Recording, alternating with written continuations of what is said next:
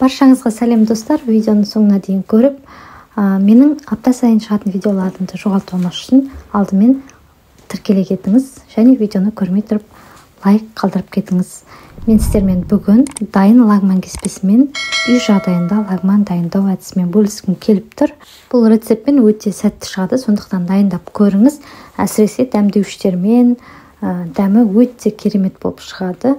Ашылығы ұнайды, тәбетіңізді ашатын болады. Міне осылай етіміз бен пиязымызды алдымен қуырып алып, кішкене ғана майға үстінен дәмдеуіштерімізді саламыз. Не салып жатырмын, қанша мөлшерде салып жатырмын, әдеттегідей барлығын описанияға жазып қалдыратын боламын. Оның үстінен сәбізді және болгар бұрышын, яғни бұрышымызды салып, жақсылап тұрып араластырып жібереміз. Осы көкөністермен бірге, дәмдеуіштермен бірге әрі сарымсақ қосылды. Осының барлық дәмі үйлесім тауып, аз-маз ашылы керемет лагман болып шығады. Міндетті түрде дайындап көріңіз менімен бірге.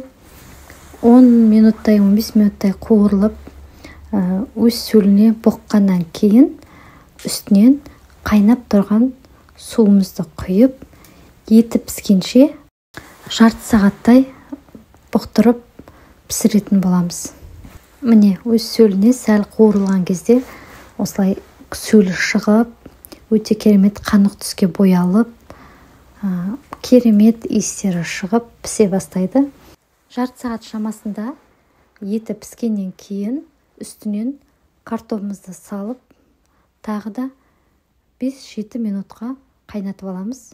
Одан кейін лагман кеспемізді салып 5 минуттай пісіріп алатын боламыз. Лагман кеспелерін салғаннан кейін сәл араластырып жібереміз, бір-біріне байланысып қалмас үшін. Содан кейін пісіруге қоямыз.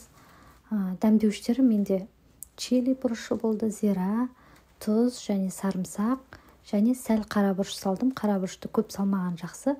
Өйткені сорпаңыз қарауытып, қаралау түске боялып қалады. Сондықтан қара бұрышты аздан қоссаңыз болады. Сонда сорпаңыз тұнық, өте әдемі болып шығатын болады.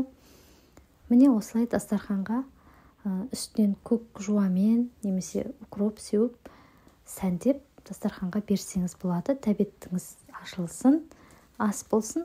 Келесі видеоларда кездескенше лайк басып, пікір қалдырып және менің арнама тіркелуді ұмытпаңыз.